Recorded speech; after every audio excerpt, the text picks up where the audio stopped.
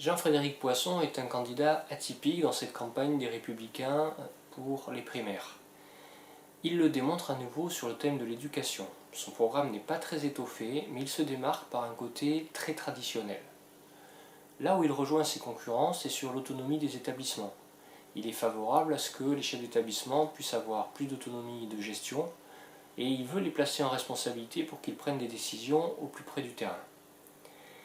Il veut renforcer la liberté de choix des parents entre public et privé, et pour cela il souhaite renforcer le ratio privé sur public.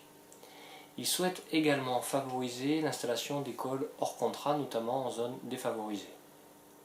Pour ce qui est des contenus, il veut revenir à une approche chronologique de l'enseignement de l'histoire. Il veut abroger les lois mémorielles. Il souhaite que la maîtrise du français à l'oral ou à l'écrit soit obligatoire dès les premiers niveaux de la maternelle. Il veut replacer l'évaluation au cœur de la pédagogie. En termes de promotion de la langue française, il souhaite renforcer les moyens pour promouvoir la francophonie au niveau des pays étrangers. Et il veut renforcer les moyens qui sont consacrés aux lycées français et aux alliances françaises. Regardons comment nous plaçons sur la grille d'évaluation de l'éducation par rapport à ses concurrents.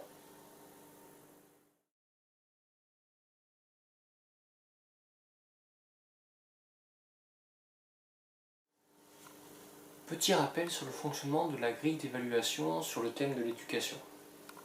La première échelle est entre les gens qui seront plutôt sur la centralisation des décisions à Paris et une application dans tous les établissements et toutes les filières.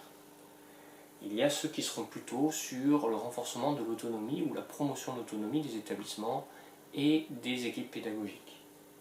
Sur l'autre échelle, nous trouverons des candidats qui seront plutôt sur des méthodes traditionnelles ou des candidats qui seront pour la promotion des nouvelles méthodes.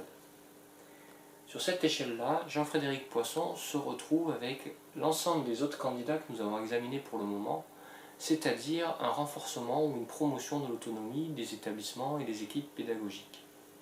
A l'inverse, sur l'autre échelle, il se place clairement du côté des traditionalistes et fortement traditionalistes.